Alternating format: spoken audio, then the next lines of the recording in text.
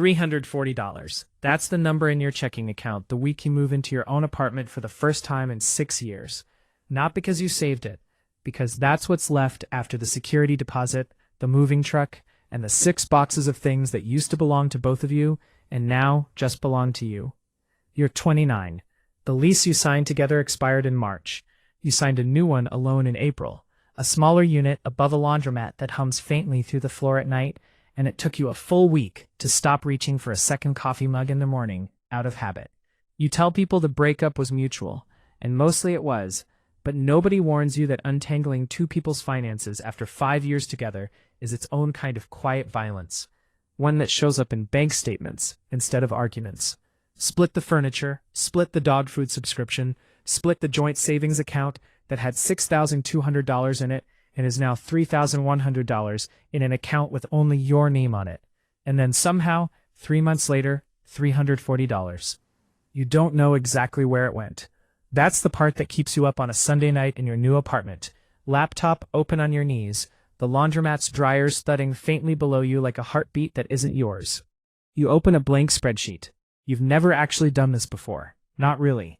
For 5 years, money was a shared spreadsheet somebody else mostly managed. Now it's just you, a cursor blinking in an empty cell, and a decision to actually look. Your income, $54,000 a year, a mid-level coordinator role at a marketing agency. $4,500 a month before taxes becomes $3,610. Rent is $1,375. Car payment on the Corolla, $260. Insurance, $145. Student loans, $190 minimum.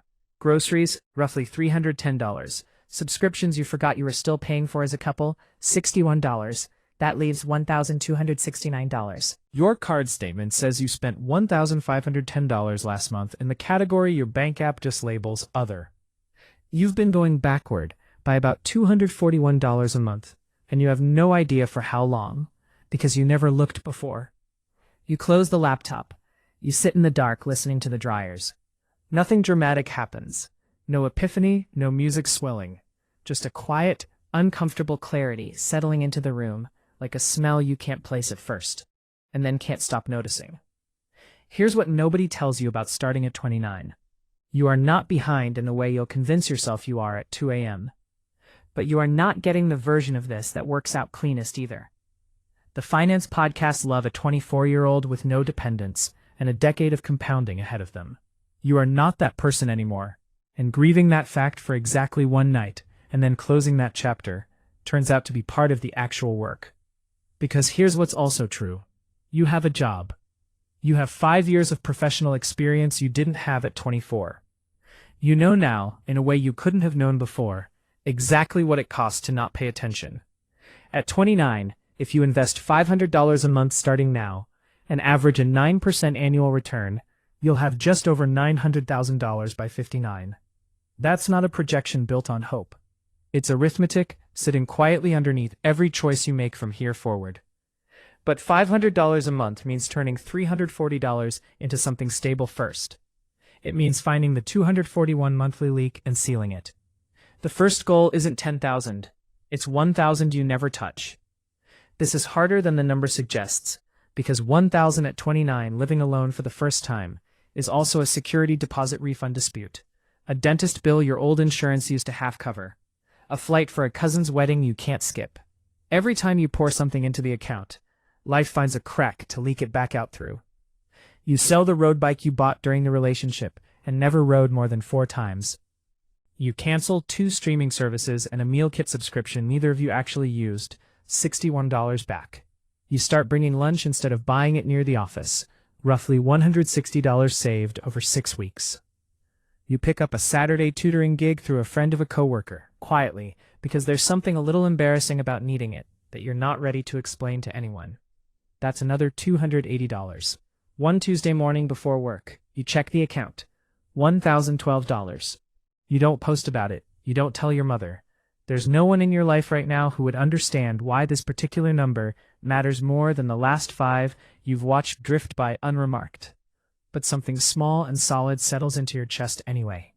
Proof, not a feeling. You made the number move on purpose. You pour coffee. You go to work. By 30, you've automated $350 a month into a Roth IRA and $150 into a high-yield savings account. The money leaves your checking on the 3rd before you have time to talk yourself out of it. You live on what's left. It's tighter than you'd like, but it holds. Then the Corolla's AC compressor dies in July, the kind of Texas July where that's not optional. The mechanic quotes you $940. You sit in the shop's plastic waiting room chair, doing the math in your head, and the answer surprises you. Your fund covers it. No card, no interest, no going backward. A year earlier, this would have gone straight onto a credit card you'd tell yourself you'd pay off in 6 weeks and would actually still be carrying at Christmas. Instead, you authorize the repair, transfer the money, and feel something in that ugly waiting room that isn't happiness exactly. Steadier than that. You rebuild the fund over the next 3 months without missing a transfer. At 31, something shifts that has nothing to do with the account balance at all. The market drops 16% over 5 months. You watch a number you worked hard for shrink in real time. You check the act daily for about 10 days, then force yourself to stop checking it at all. You keep contributing anyway, buying shares at lower prices without fully trusting that you should. By November, the account has recovered past where it started. But the real shift happens in a Target aisle in September, standing between 2 sets of bedsheets. One is $34. One is $79 and has a 15-year warranty and reviews that mention it outlasting 3 mattresses. 2 years earlier, you'd have grabbed the cheaper set without a second thought. Instead, you stand there doing different math. Cost per year of use, not cost today. And you buy the $79 set. Walking to your car with the bag in your hand, you notice you're no longer thinking in 30-day windows. You're thinking in years, cost per year of ownership instead of cost at the register. And you didn't decide to start doing that on purpose. It just happened the way a habit does, quietly, underneath your attention, the same way you stopped reaching for that second coffee mug without ever consciously deciding to. At 32, your agency announces layoffs.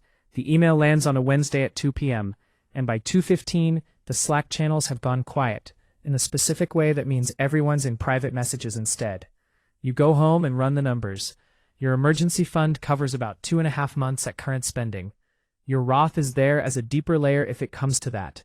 You are not safe, but you are not one missed paycheck from your parents' guest room the way you were at 27. The cuts land 9 days later. 14 people, not including you. 2 of them are people you've eaten lunch with every week for 3 years, and you watch one of them, a guy named Marcus from account management, carry a single cardboard box out to a Tuesday morning parking lot, while everyone else pretends to be very focused on their monitors.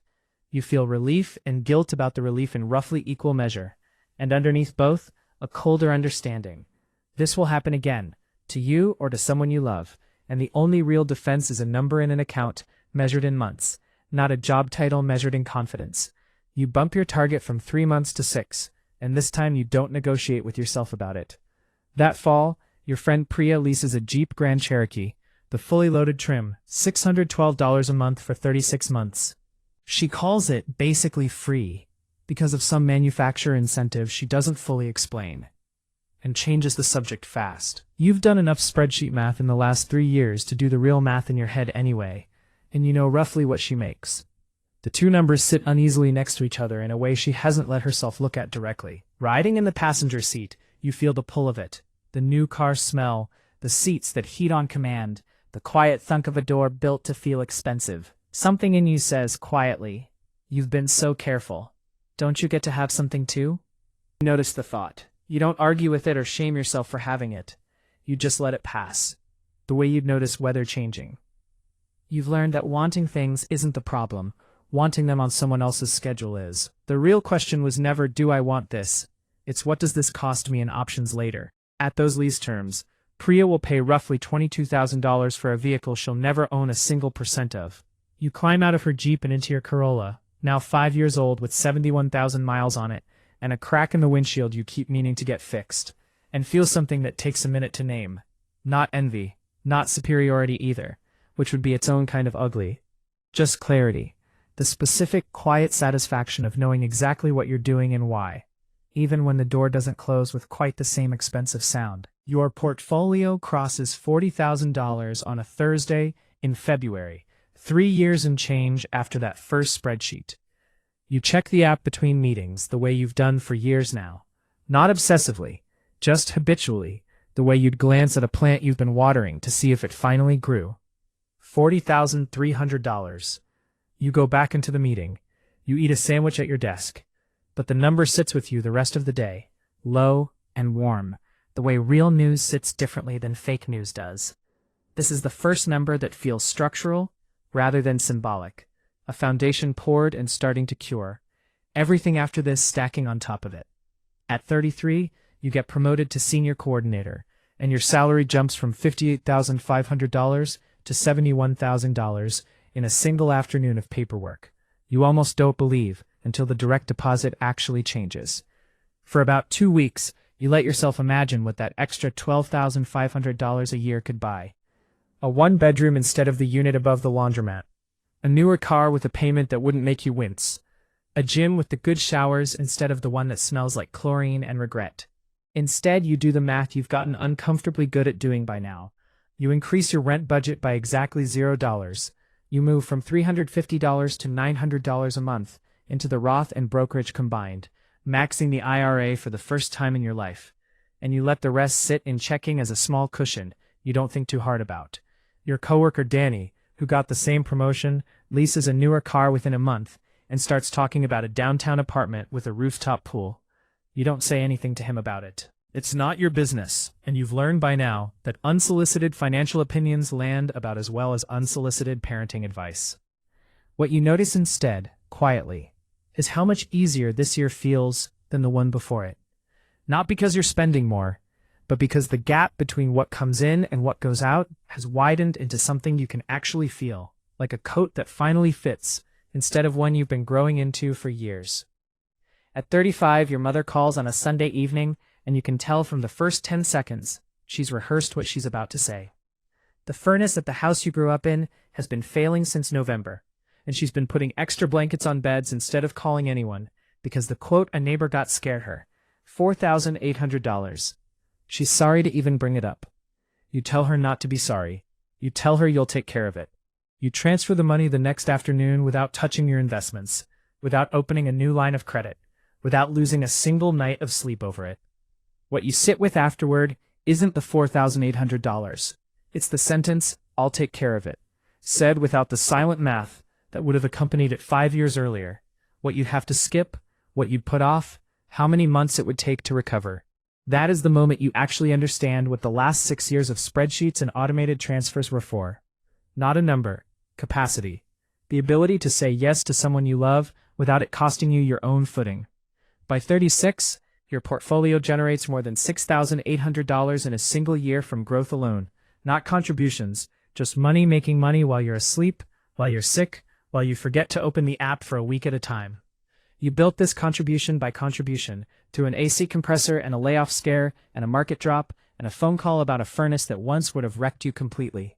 Your student loans are gone by then too, closed out in a single transfer that felt oddly anticlimactic, the way most real milestones do when you finally reach them alone at your kitchen table instead of somewhere with confetti. And here's the part nobody puts in the caption. You feel a specific, hard-to-name loneliness around it. Priya is still leasing cars. Your coworker Danny makes more than you and spends nearly all of it in a way that seems fine right up until it clearly won't be. Your college roommate has quietly settled into a retirement plan built almost entirely on hope, and a pension that no longer exists in the form she thinks it does. You've tried bringing it up gently, twice. Both times it went nowhere. People don't change their relationship with money because a friend mentions index funds over brunch. They change it at their own kitchen table, at their own 2 a.m., staring at their own uncomfortable number. You can't hand someone that night. You can only have already had yours. So you carry it quietly. You split the check evenly, even when you ordered the smaller plate. You don't perform discipline as a personality trait. You don't need anyone else to understand it. But you feel the gap the way you feel a draft from a window you can't quite locate. At 37, you start dating someone named Theo, and 4 months in, over a quiet dinner neither of you plan to be serious, the conversation turns to money, the way it eventually does with anyone you're starting to actually picture a future with. He asks, carefully, almost apologetically, what your financial situation looks like, the way people ask when they've been burned before by not asking early enough. You tell him the real number without flinching, the way you couldn't have it 29, when the honest answer would have been $340 and a spreadsheet you were afraid to finish building.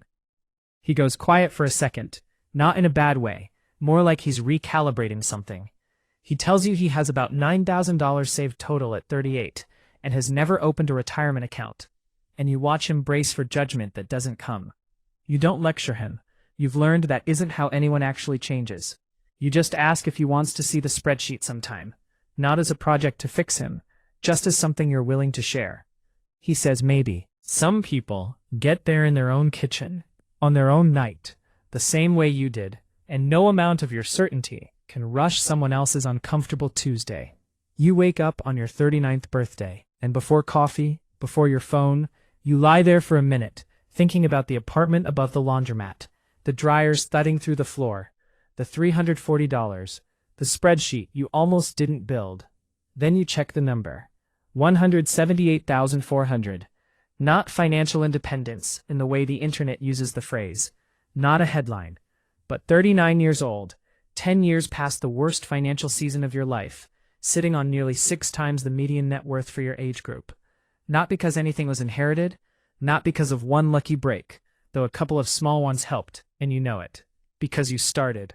Because you automated the behavior before you fully believed in it.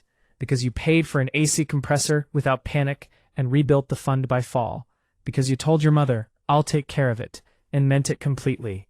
Because you kept contributing when the market gave you every reason to stop. Somewhere along the way, you realized something you didn't expect at 29, sitting above a laundromat, listening to dryers thud through the floor like someone else's heartbeat.